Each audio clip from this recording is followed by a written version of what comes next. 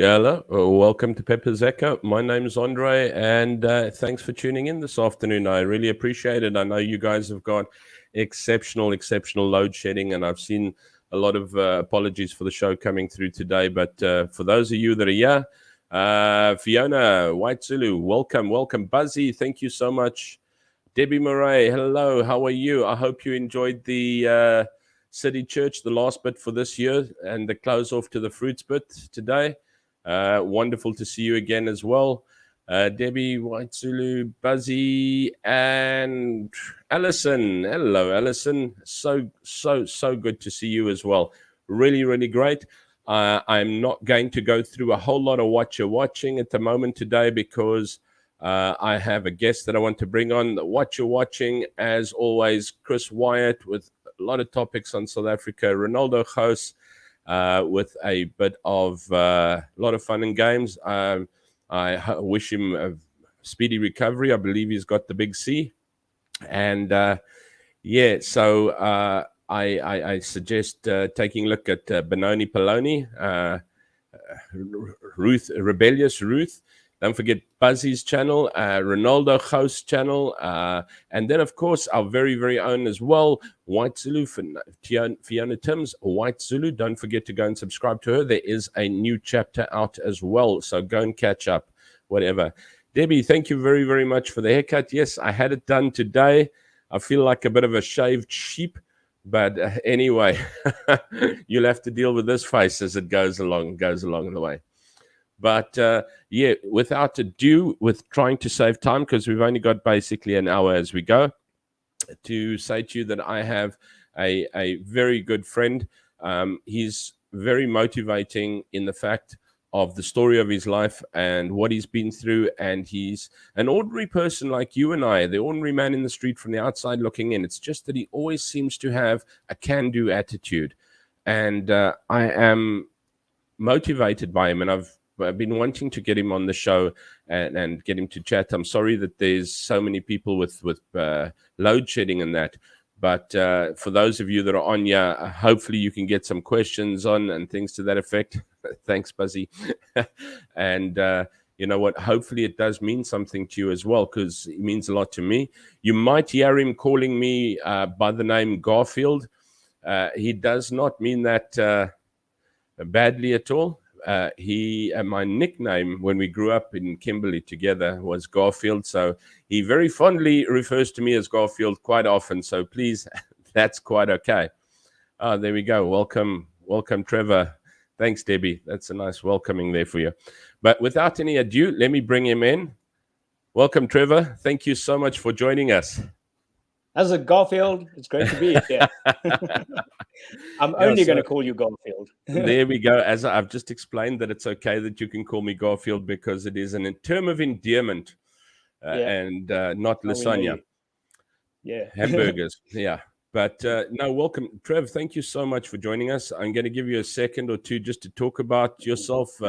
I've explained that, you know what, we sort of grew up in Kimberley sort of together a bit as well and went to school together. And that your life is not, as everybody around here and everything, has not been as perfect as what we've all wanted the fairy tale to be. But what has been most admirable is that can-do attitude of yours that you always have.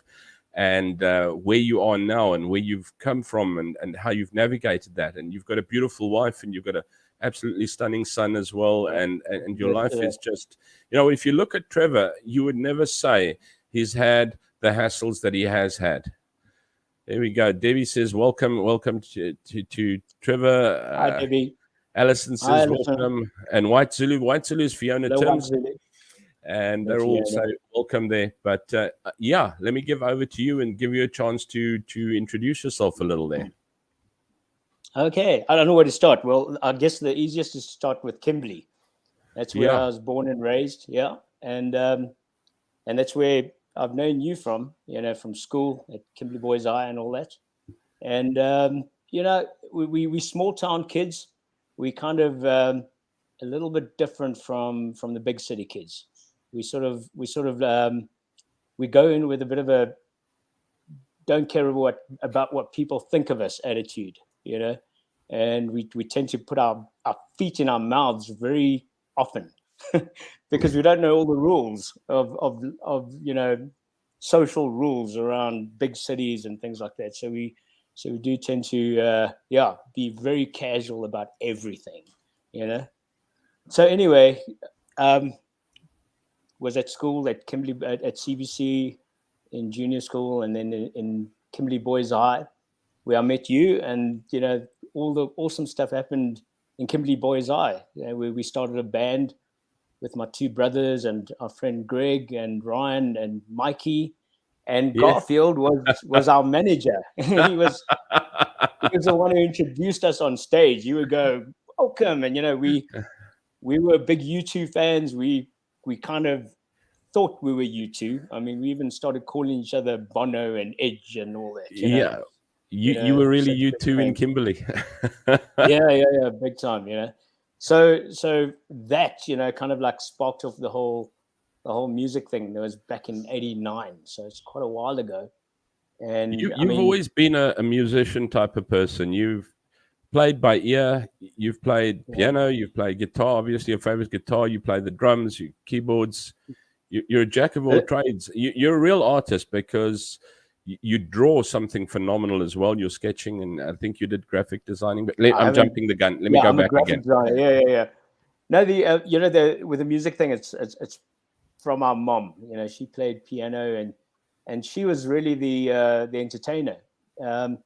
We are proud to say that there aren't a lot of people who can say that their mom once ran away with the circus. So she ran away with the circus. Wow. Back in the late 50s, early 60s. Her brother, our Uncle Watson, was a magician. And he said to her, let's get away from Joburg, and, got this opportunity to join an international circus. And they lived in Mauritius and the Reunion Islands and all places like that, and were performers. They lived like that for over a year or two or something like that. I'm not quite sure how long. But yeah, so we got the performer's gene from her, definitely. Yeah, because all of you in your family, your brothers, yourself, are all in like entertainment industry orientated. Yeah. We've all played in various bands through our whole career. Brendan, the middle brother, he played bass for Henry VIII. That was his big job. And then he played for bands like there's so many. I've got to try and think about it. Flash Republic, Tomorrow Day, Tasha Baxter. There was quite a cool story. I was telling Brendan I heard a Tasha Baxter song, and so I said to him, I really dig the bassist on this song. So Brendan goes, I'm really glad because that's me. and then so he's played in so many different bands, I can't even remember all of them. And then with Sean it gets even worse. There's Urban Creep, Patre Nege. He's played with the Genuines. He's played with who else? He played with Max Normal, which was Waddy from De Antwoord. In fact, there were two Kimberley musicians in that band, Mark Buchanan and Sean. Wow. So, and then of course after that, Waddy, he became Ninja and started De Antwoord. And Sean now he tours the world with the Jeremy Loops band. Yes, so he's all over the world. Yeah, so we're very proud of what he's doing. He's really achieved there. Oh, he's done great. I was more of a monogamous musician. I was in a band called Binary for many years, from 97 to 2006. So that's where I did most of my writing and stuff like that. That's why I sent you all those songs. I listened to them, yeah. I was listening to them there. I wasn't too sure. I don't know if I can play them on here or not because copyright is a bit of a big thing on YouTube. They smack you, and next thing you know, your YouTube's been taken down and all kinds of stuff there.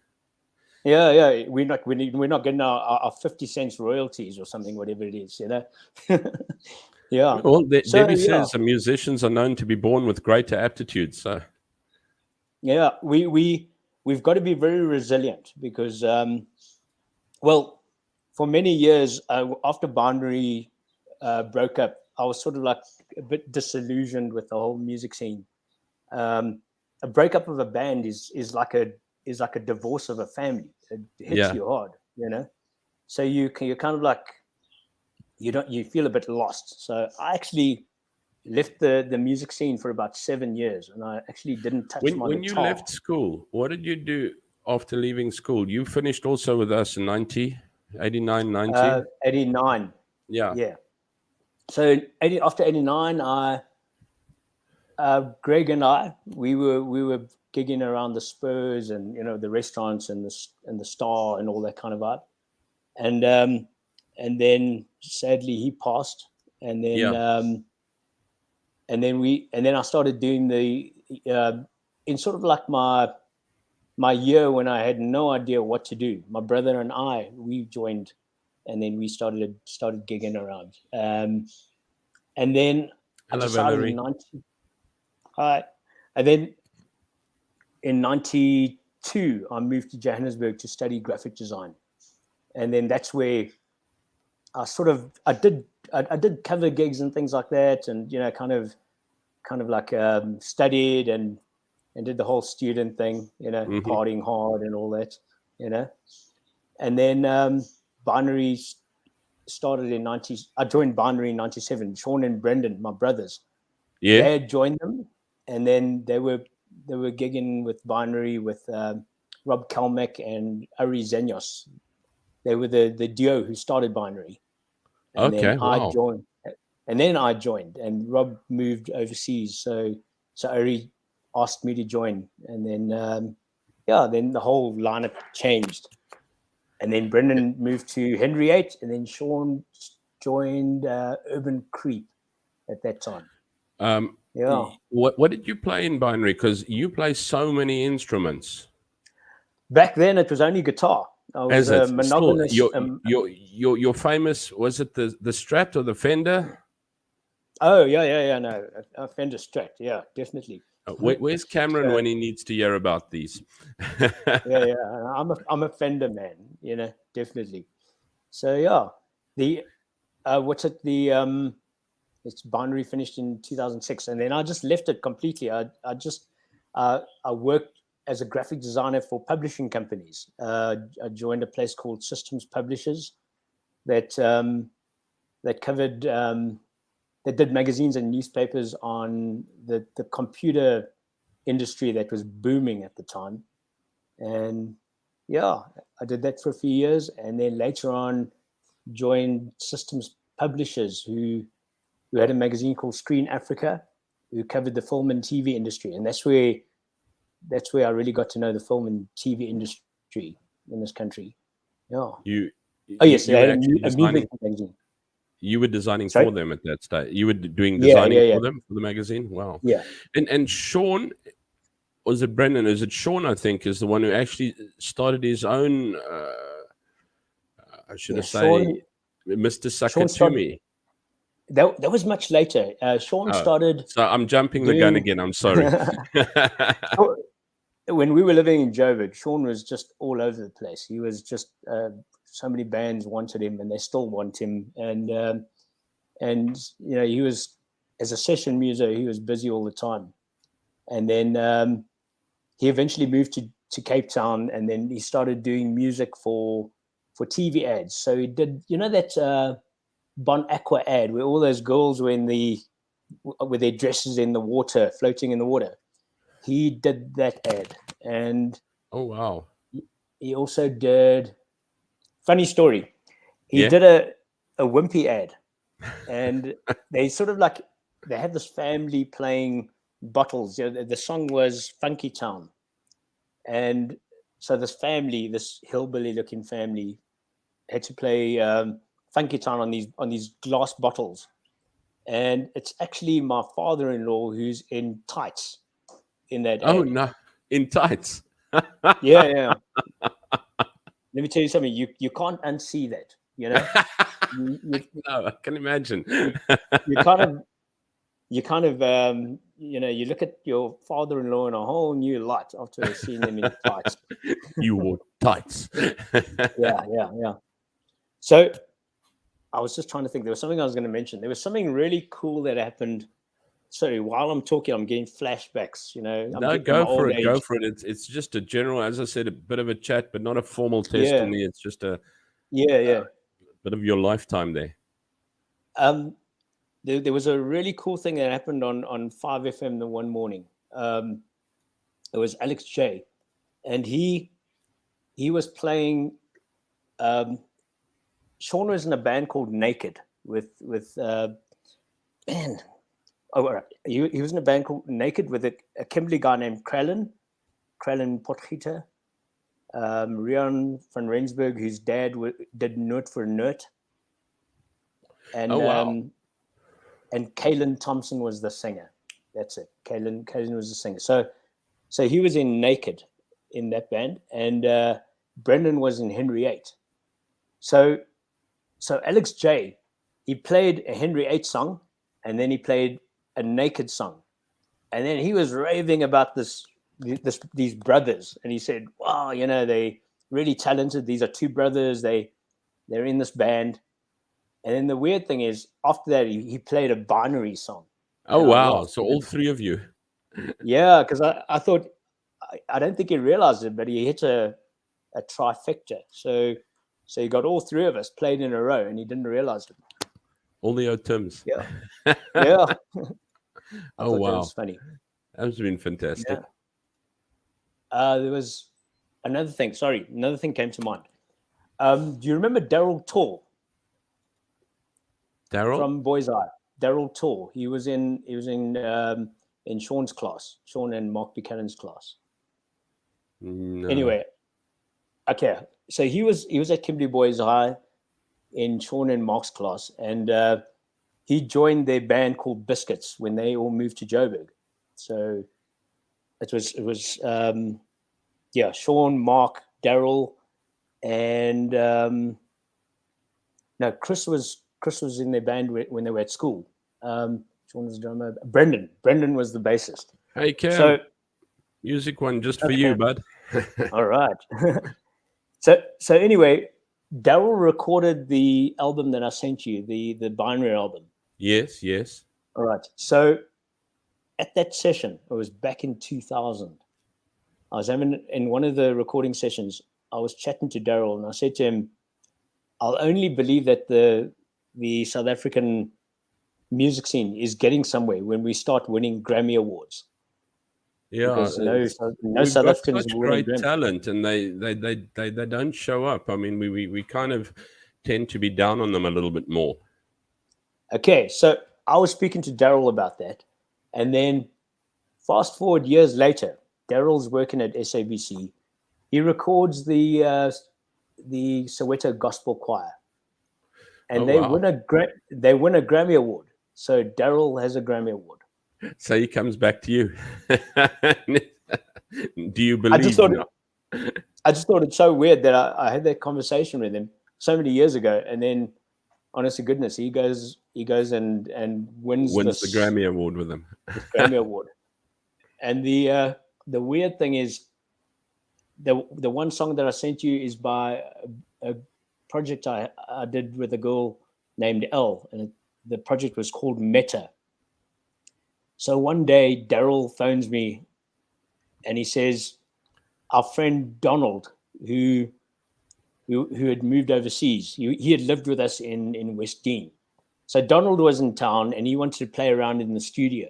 So I said to Elle, let's do the song that we wrote together, and pulled in my brother as well to do bass. So we were in the studio. So Daryl is now this award-winning producer, and Donald, who had lived with us in West Dean, had moved overseas and landed up recording Guns N' Roses and Muse, amongst a whole lot of other people, other great artists. And so I was sitting there just thinking, this is so cool. It's like we're just a bunch of friends, but they've done so much amazing stuff. Yeah. You And tend I to thought, look around you. yeah, you kind of like look at the people. I look at the people that I've grown up with, and it's so cool to see how even my brothers, I'm so, Mhm. like you say, you get motivated by people. I'm motivated by the people who I've grown up with, which is quite something. We often talk about it's who you surround yourself with and what you surround yourself with that actually motivates you. And if you can find people that are motivating, wow, this, Yeah, you know what, your outlook on life is totally different as such. And you've been totally. fortunate to have some really, really impressive people in your lives, starting with your brothers as that as well. And we've been Absolutely. fortunate enough to have you in ours. I hope so. Indeed. Well, I think before we run out of time, I want to talk about some of the challenges, because there've been some huge challenges that are quite pivotal, Yes. and I'm kind of like the way there's a line that's going to, some these challenges have actually really helped to where I am now. I mean, they really Yes. have become the foundations of Well, what seems to be happening at I'd the like to moment. tell you that there's a good few people on the stream at the moment, including myself, and a lot of people that watch afterwards as well, that watch the stream specifically because they faced challenges, are facing challenges, Yeah, all have a story to tell, all have a phenomenal story to tell, and have risen, are rising, or sometimes looking for hope to rise above where they are. So you know what, just right. that's why I have you here, is to try and find out, how do you keep that can-do attitude when you've had these challenges. Yeah, but yeah, sorry, go for it. No problem. The first really big thing that happened was probably when we lost Greg. When we Yeah, lost, and we were all he was very young. It teenagers. was a year after school or 2 years after school, huh? Yeah, he was like 19 or 20 or something Yeah, like that. And I mean, and that you hits guys you were hard. close. So yeah, so that when you're young and you lose a good friend or family, I mean, it knocks you hard. So that's kind of like, where the whole dream of this perfect world. I mean, you live in Kimberley, everything is, you live in such a protected life, Mm. and Before you you kind of go like, on, if you can yeah. maybe just reverse back. I see Cameron's asking you what we've asked just earlier. Do you play bass and guitar, and what mic do you have if you do? Okay, guitars. All my guitars are Fenders. I'm a real Fender man. My bass is a Music Man, and I'm a drummer as well. I love vintage drums, so Ludwig and Rogers drums. Yeah, there we I go. love the old Sorry, stuff. carry on. I just wanted to answer Cam there to bring him up with us. Okay. Okay, so as I'm going to talk about what I learned from each of these experiences and how That'll be how phenomenal. they sort of helped me. And I mean, the one thing, after Greg died, I stopped playing. I just couldn't pick up the instrument. It was really difficult. And then Greg's dad came to me one day and he said, He I was see our you're not playing. headmaster, Henny. He was our headmaster. He was an amazing headmaster. Mm. And he had a really good chat with me, and he said, you're not playing. This is not what he would have wanted. And then I started playing again. It was difficult, but Hmm. there was like, I would say that those were the first challenges, to try and do something, try and pull yourself up to do something that you find really difficult. And like I say, the way to what you have to do is, with anything that if you've been in a car accident or something like that, you have to get into a car again afterwards. Mm. You've got to, because if it becomes a sort of a big wound in your life, and you never do it after that, you're really losing out. You're not living 60 in seconds freedom. becomes a unicorn. Totally, absolutely. So I got back onto the saddle, started playing again, and took a while and learning to enjoy playing again. And so that was the one big challenge. The other one was the big moment. I don't know if people.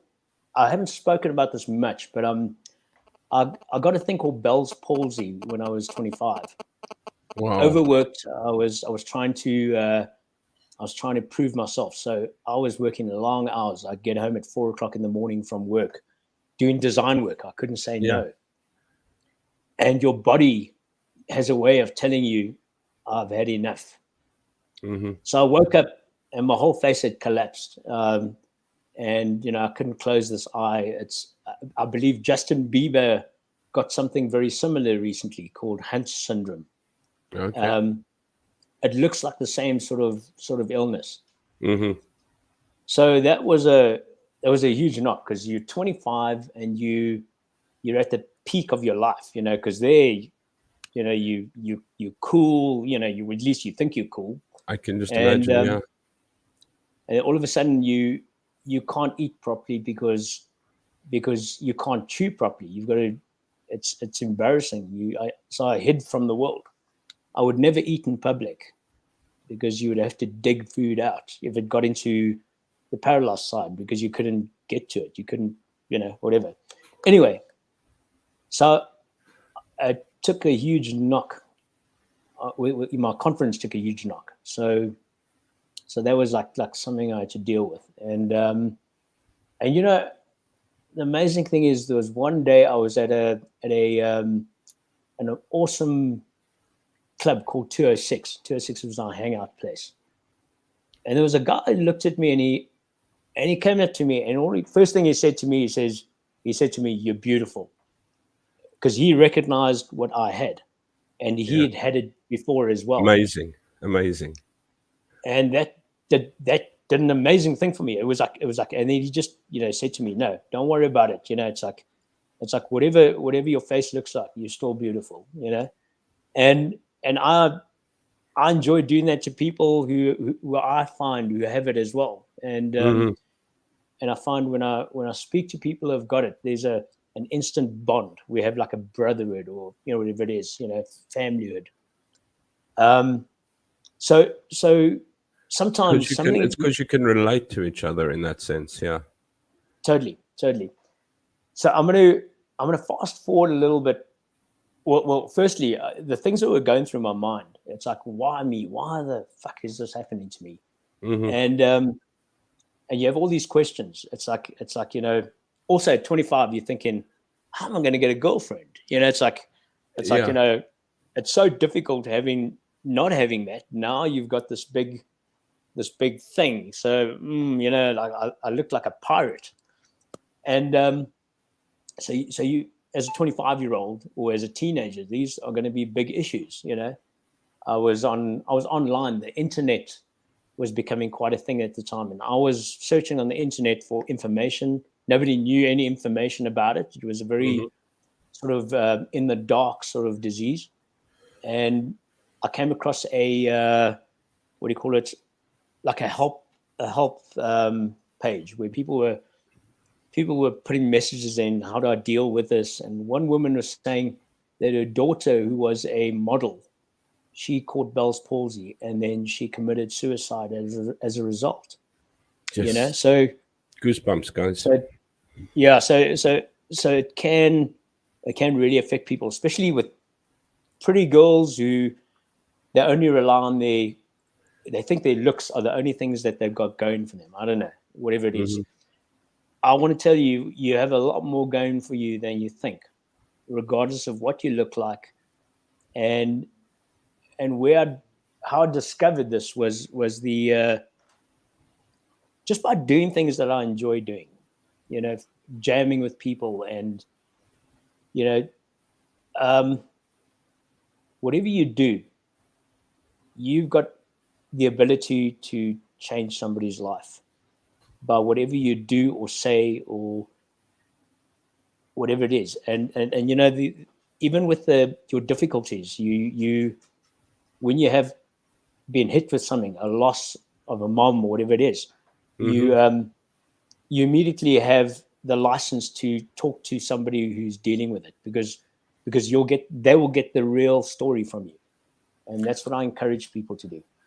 I like the way you put that, because you've not once said, well, what can you do for me? You've basically put it out there and said, when this happens to you, guess what you can do for others? Exactly. And I think we so forget it. I mean, all of us have these physical, emotional, mental scars that many have been through, as I say.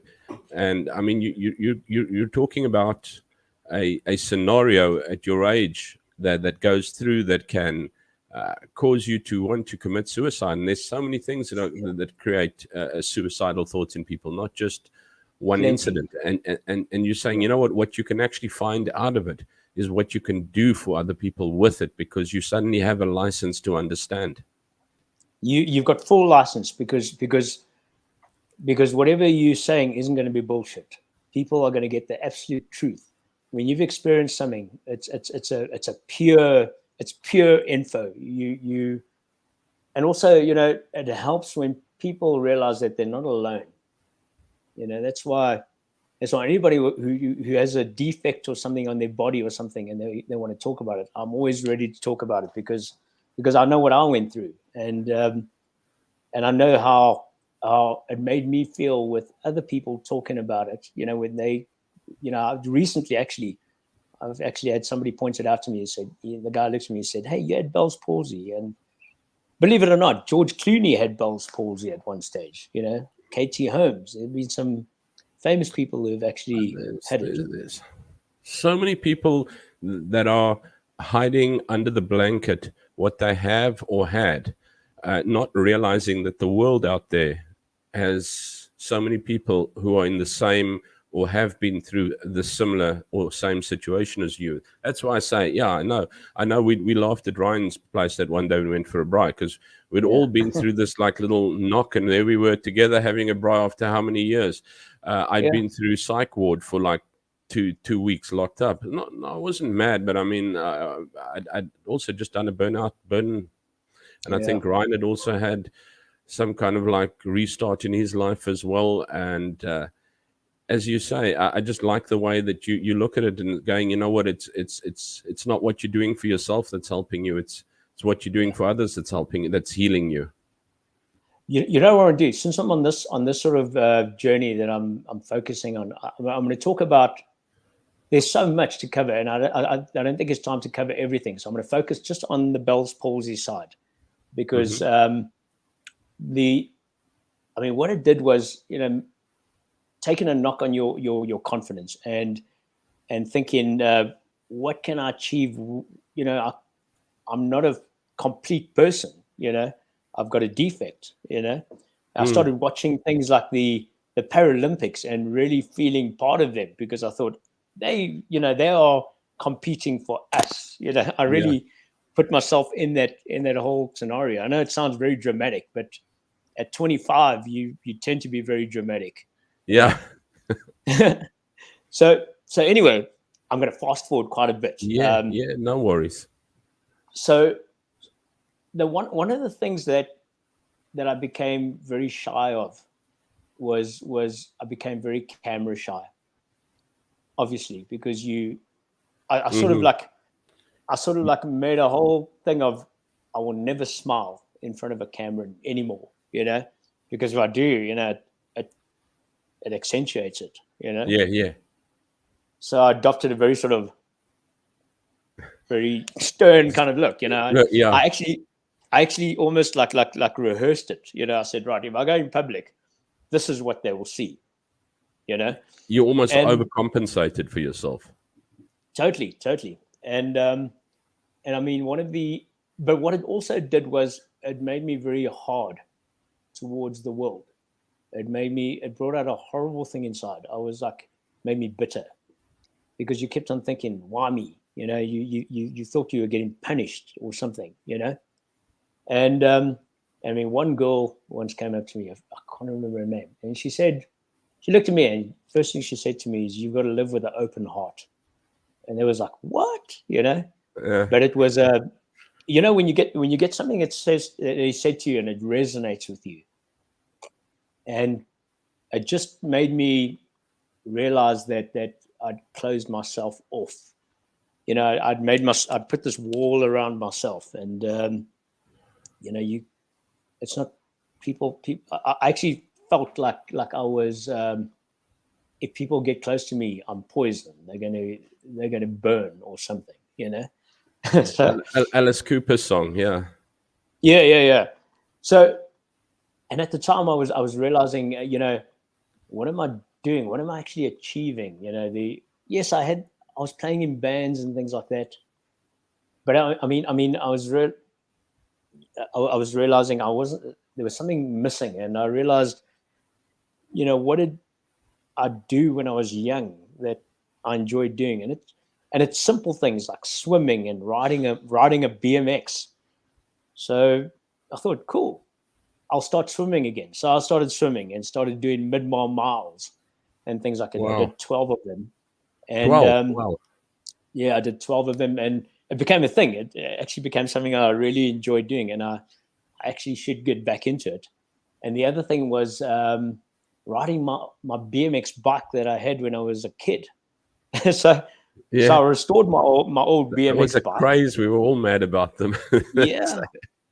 And I just thought, what am I doing? And I'm almost, at that time, I was 28 or almost 30 or something like that. And here I am restoring a kid's bike and riding it and just feeling so damn good, So then I thought, you know what? I don't care what people think. If I ride a kid's bike and it makes me happy, that's all that matters, And that sort of like started the whole thing of, starting up a whole club of guys trying to find like-minded people to restore bikes, and we developed this whole old school BMX community where we talk crap about bikes. But the beautiful thing is when you display your bike and a guy comes and sees it and he talks about the memories that it sparks from his childhood, it just lifts them. It just makes them excited.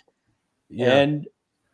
And I started collecting hobbies, and I thought, that's how I'm going to make friends. I'm going to link up with people, with like-minded people. So I started a coffee club, and through the coffee club, we did coffee jams, and we can you imagine like 10 to 20 people all bringing their coffee machines together and learning how to make coffee. I mean, it's ridiculous. When I say it, it's like, it's a pretty crazy club. And, I made a lot of friends through that. There's a I even couple of did. things that you've said that I'd actually just like to bring to surface as well, Yeah. which I'm realizing, guys, is let me put it to you this way: I'm a student as much as what anybody else is listening and learning from you. We're always learning. But Yeah. some things that you've said, you know what? We're always going, oh, shame, can nobody help me? I can't find any friends. I don't want to. There's nobody around.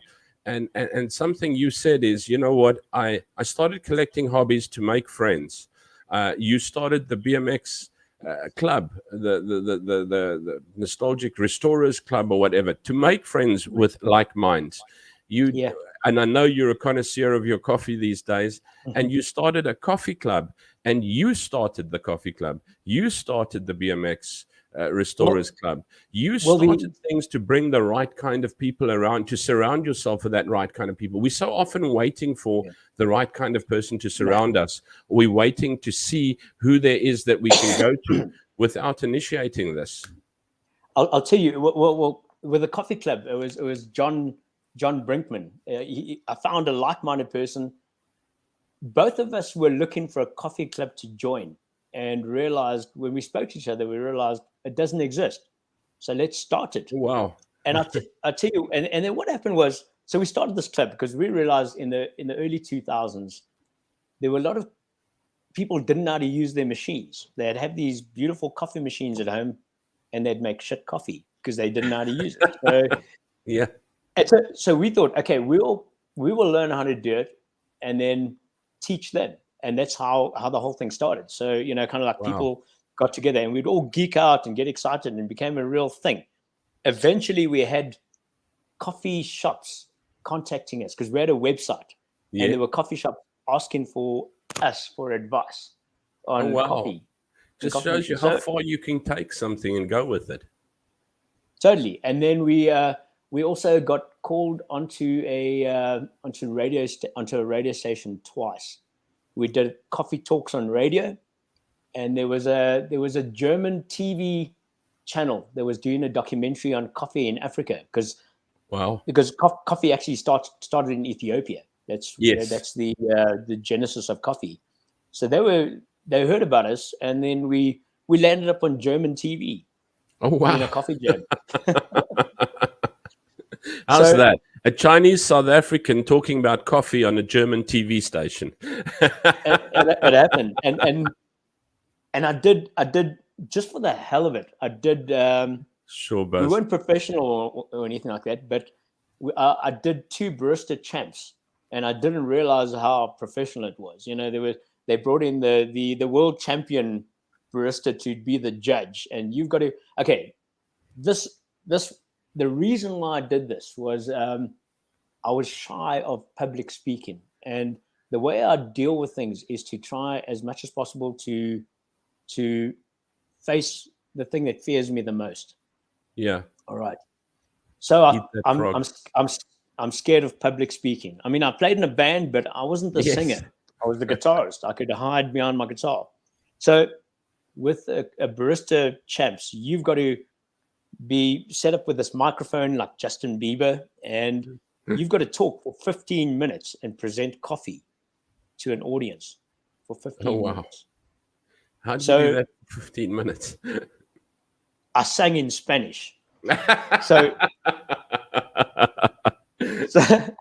so what I did was I created a bit of I made it fun for myself, and I think it became fun for the audience, because when you pull a shot of coffee, it takes 25 seconds that you have to pull your shot.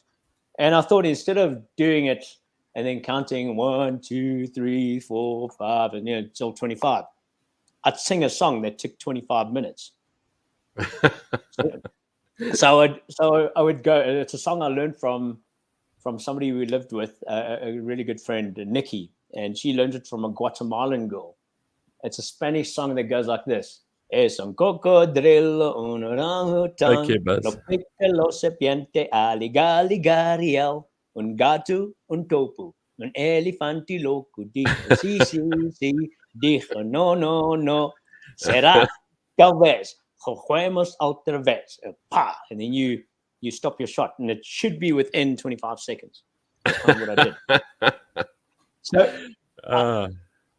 I went a little bit too rock and roll in it, and I ran out of time.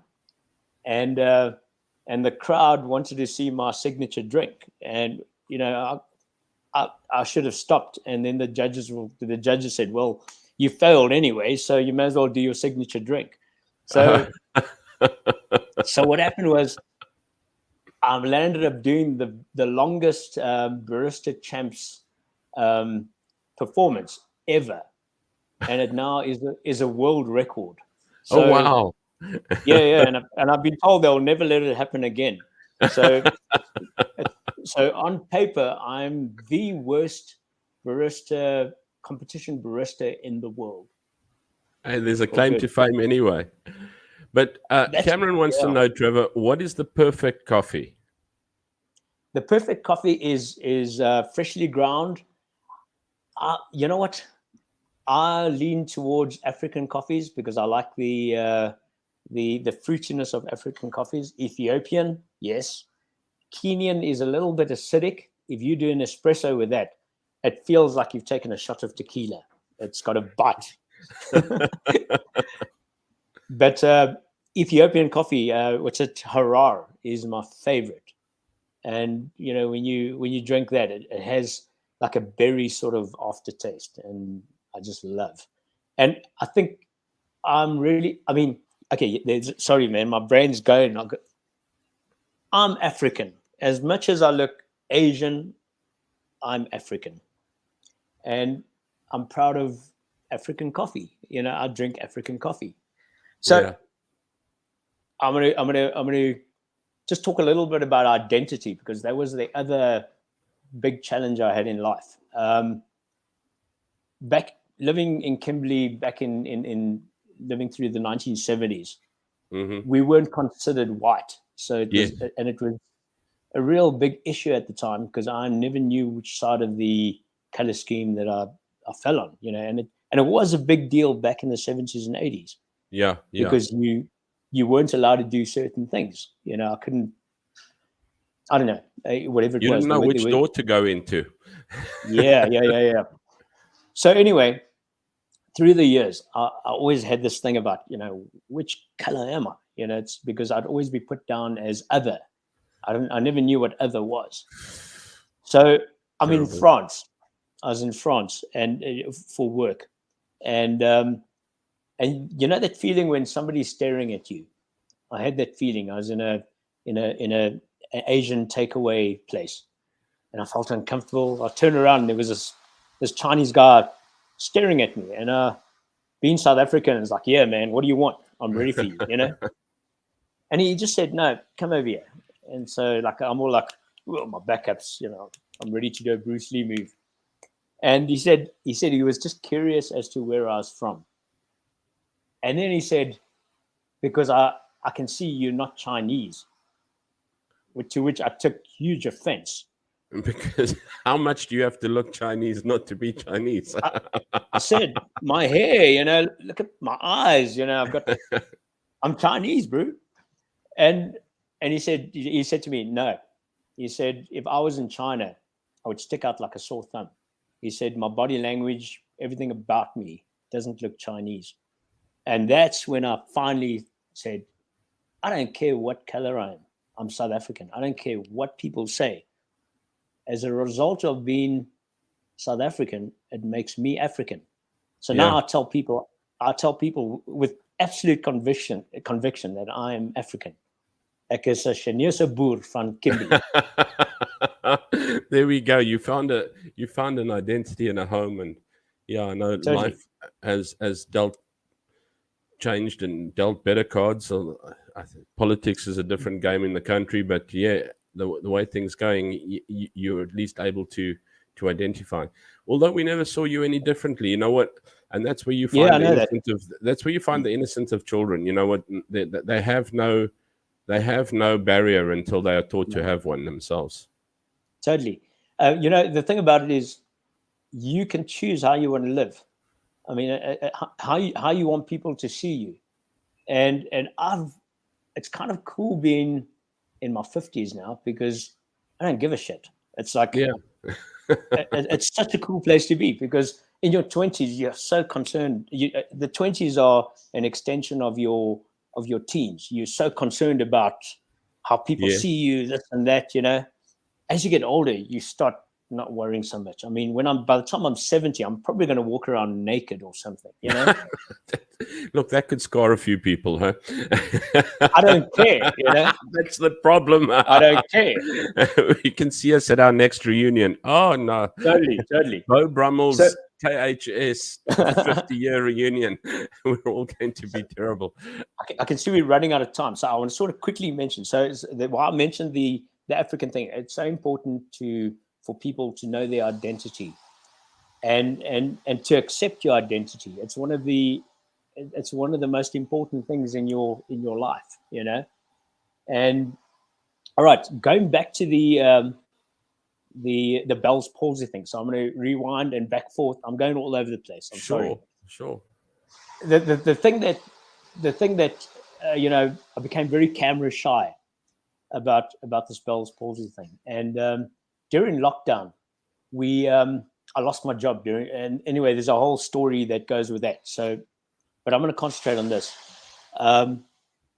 I realized I've got to get over this shyness, this camera shyness, because the at the time musicians couldn't play on stage.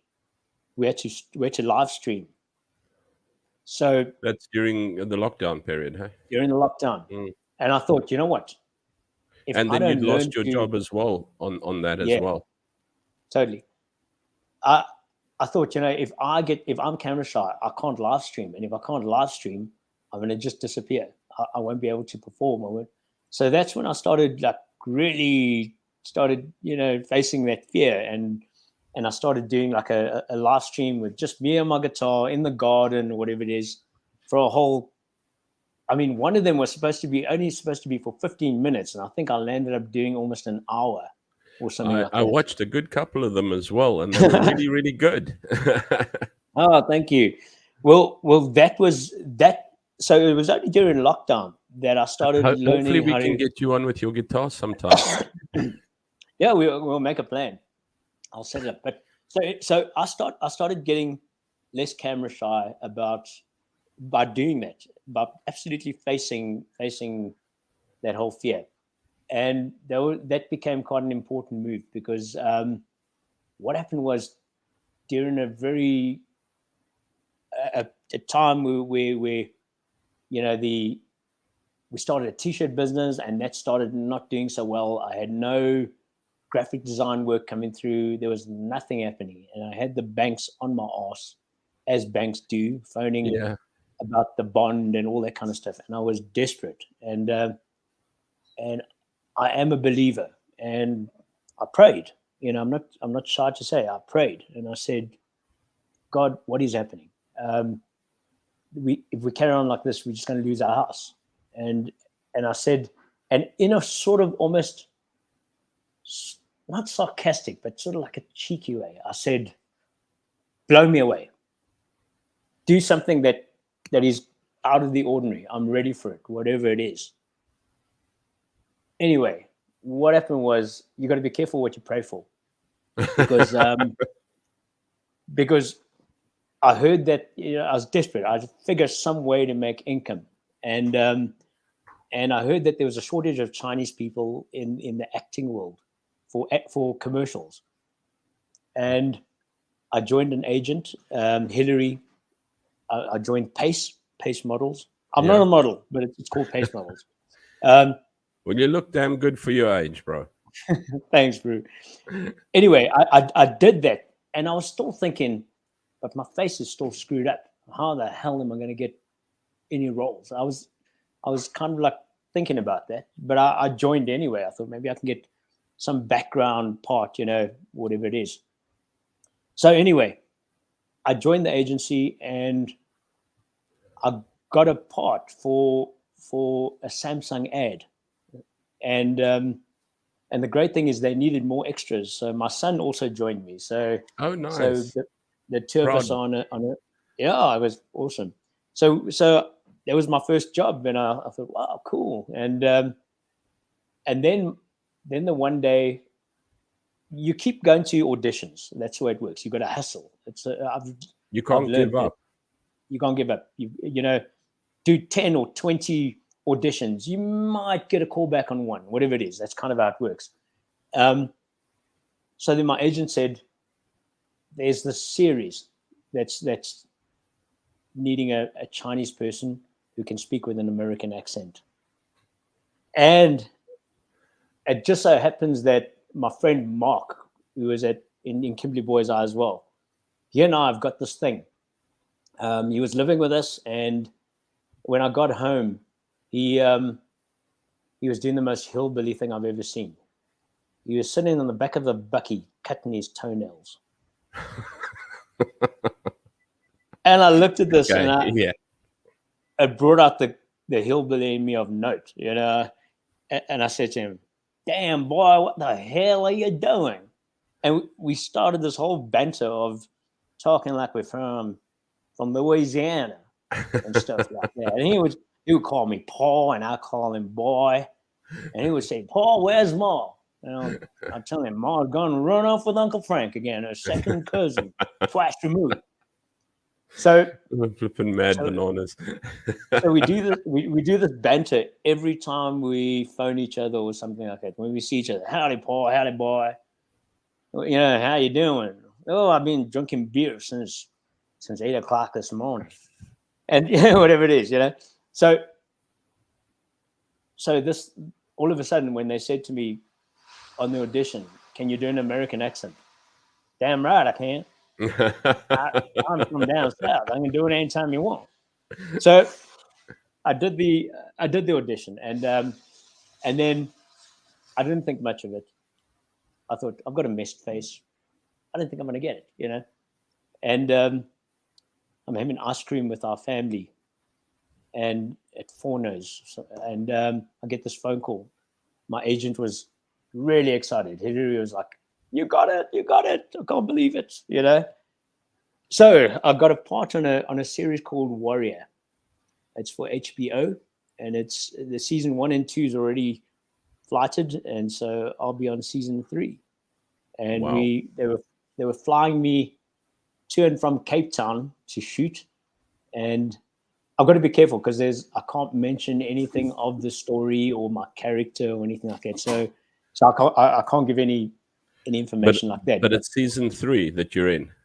It's season 3, and I can tell you, I sort of didn't when I went there, I was expecting I'm a cameo role, I'm in and then out and then done, kind of thing.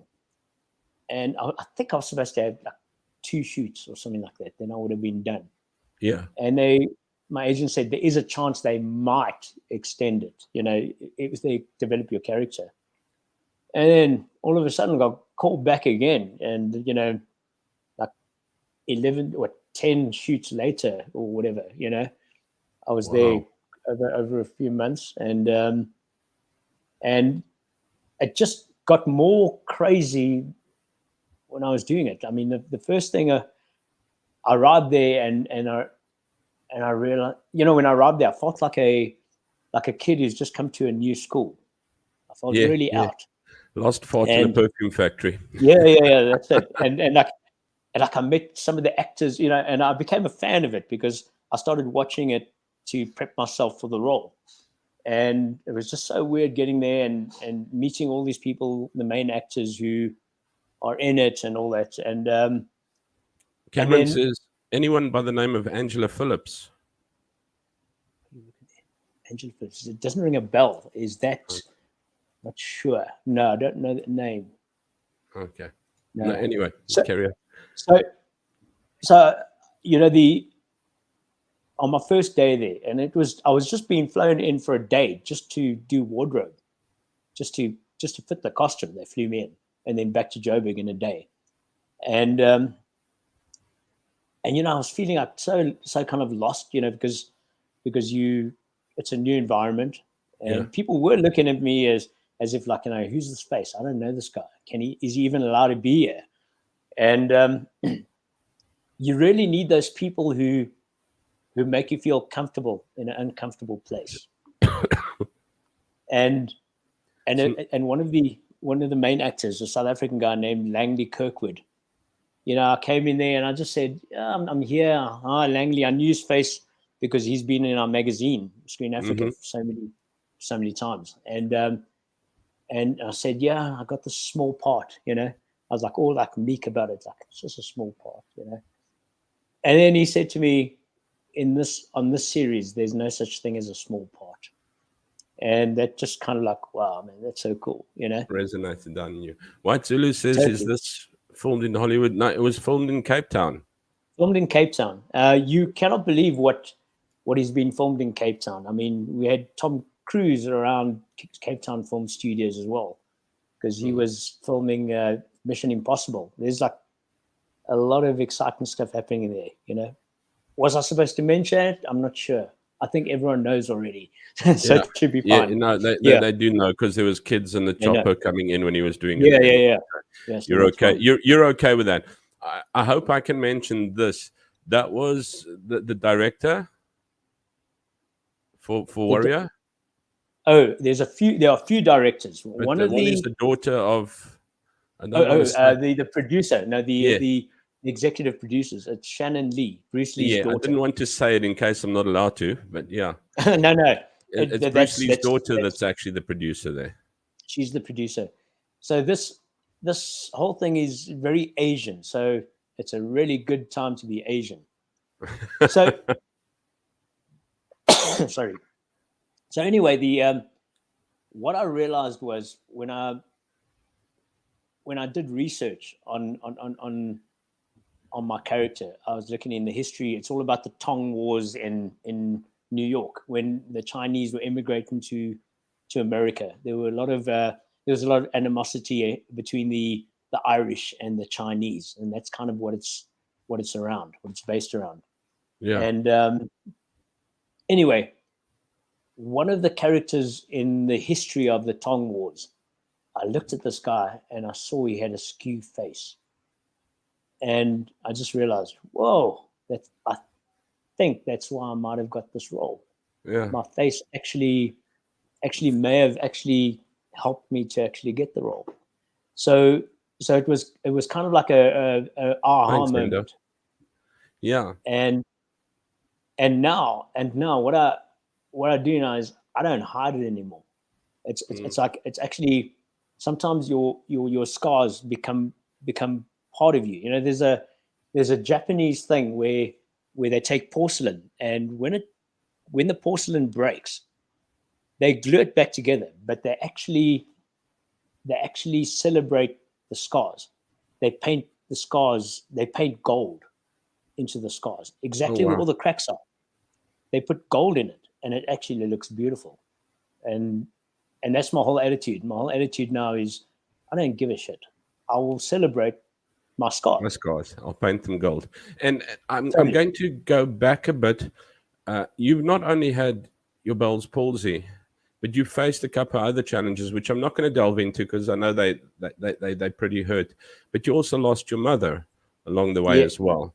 yeah, And lots. your BMXing, you actually took to another level when you did the 94.7 with the ET character in the carrier of your BMX, and you completed that as well. I mean, there's so much you've done that we've tried to shove into an hour over here. So what I'm trying to say is you've really just risen, but I think You've the got to bottom take. line. It's exact. Sorry, the thought pattern you got me on now. It's exactly what I was saying. You take your scars, you take your bruises, and each of those things qualifies you to help other people with it. And I'll tell you what happened. You know, the whole thing started, the riding the ET bike on the 94.7. How that started was as a joke. Somebody said to me, "Why don't you ride it with your BMX?" And in my mind, it kind of like, I hate it when my mind says to myself, "Can you do it?" And it becomes like a mantra. I keep hearing my mind telling me, "Can you do it? Do you dare to do it?" And it's the worst thing when your kid friend looks at you and says, "I dare you to do it," because it's like, screw you, man. I don't care what happens. If I die, I'm going to do it. You know, if it kills me, I will still do it. And you know, I just thought, if I do it, there has to be a message behind it. So I wrote in memory of my mom. And you know, E.T.'s heart. There was even a song about it by Neil Diamond, and he sang about E.T. It's called "Turn On Your Heart Light." So the whole message I put there on a T-shirt was, "Turn on your heart light for cancerous sufferers." So the whole idea is to care for people who are suffering from losing people, or who have it themselves, and you're qualified to do it because you've lost somebody, or from it, you know. And anyway, there was the whole message, and you know, I did the ride. I realized it was a bad idea 5 minutes into the ride, because I realized how difficult it is to pedal the damn thing, you know. But the incredible thing was, I had so many people who had lost somebody who were coming out to me and giving me a big hug, and just like, you know, and sorry, there was one girl who lost her mom like a week before, and she was just breaking down, you know. And she gave me a big hug, and we just broke down completely, and it sort of like helped me as well, you know. Sorry. So you kind of like, she helped me and I helped her by sharing a moment, you know. It's still, now and then you still get dips, you still feel things, but when you know, it helps to be around people who understand what you're feeling. And whenever you feel a weakness in anything, you know, you can help somebody else, and they can help you, because when you realize you're not alone in it, you can pull each other up. Yeah. And anyway, look what that's you what I are wanted. today. Today, I think, is a testimony, and to your never give up attitude. That just, you know what, I mean, since the day I've known you, Trevor has always been kind. It's been in your nature, to be kind.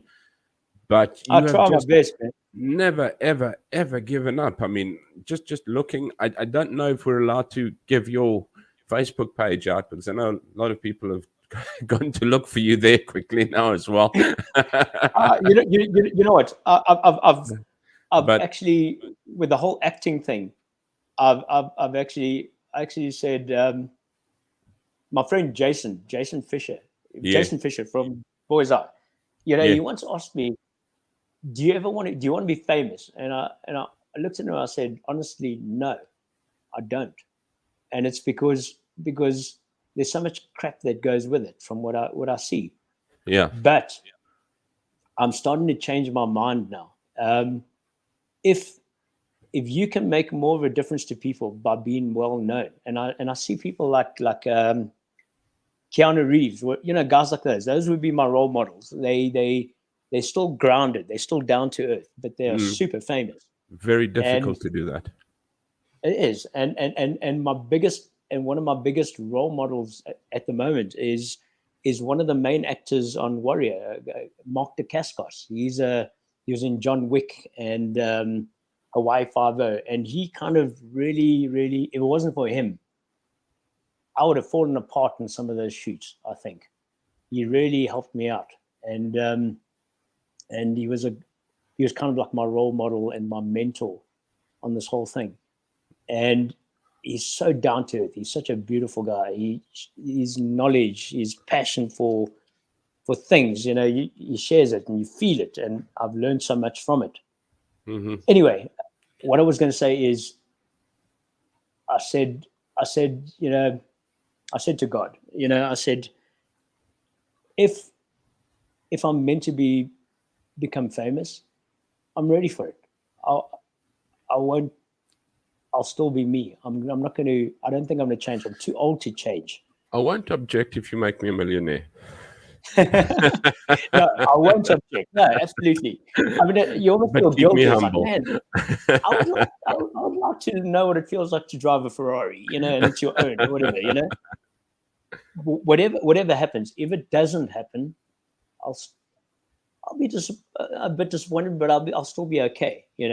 You've got to be okay with wherever your life takes you, because I mean, everyone's on a journey that's going somewhere. We don't know where it is, and right now I'm kind of scared and excited because I've got some auditions coming up for another international movie. So I don't know where this is all going to take me. The Warrior thing really blew my mind. I mean, all of a sudden I'm on a set with Hollywood directors and sitting and talking next with people who have done so much, people who have been in Fast and Furious, whatever, John Wick, all kinds of things. But they're just people. They really, really are just people. They shared some amazing stories with me, and it makes me respect them even more. And actors are hustling for work just like anybody else. Yes, they're driving Ferraris, but they're paying them as well. Yeah. The thing is, what I'm looking at is basically just as you say, it's just never give up. You've got to be okay with where you are, because otherwise you can't go on. And until you actually kind of become okay with where you are, that's the biggest thing. I think we're all trying to become okay with where we are. And only once you're okay with where you are, you can actually move on again. And totally. I think that is a great message that you bring through there is, what, first of all, is it doesn't happen for you. No.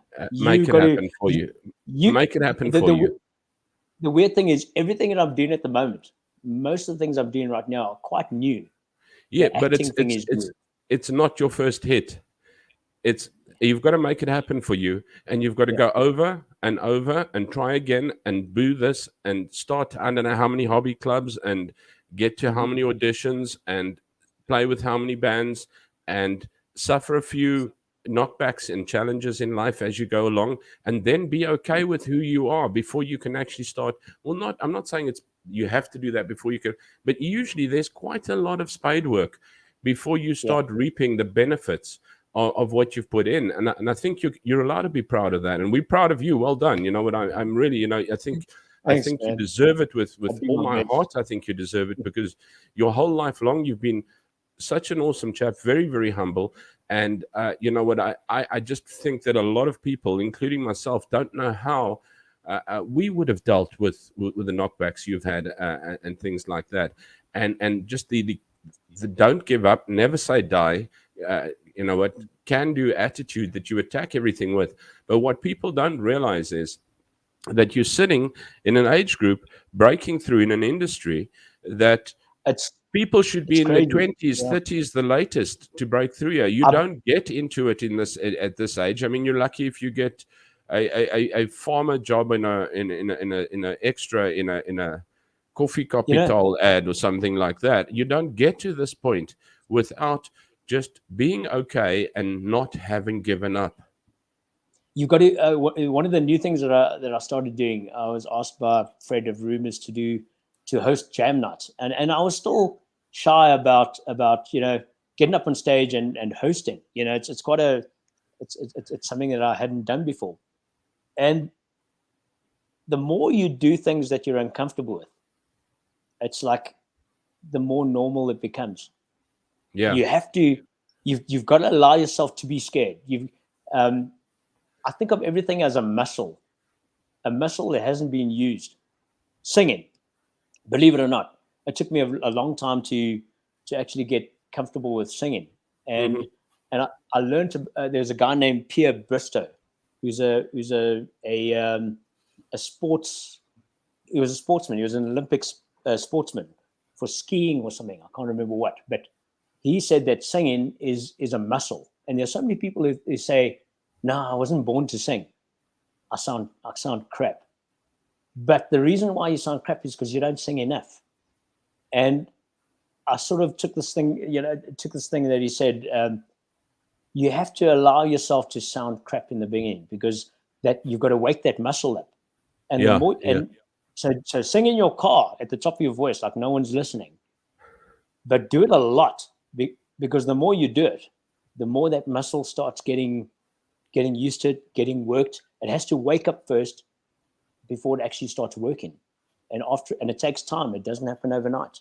You have to allow yourself to make mistakes. You have to sound shitty. Your voice isn't going to sound great the first time if you don't sing.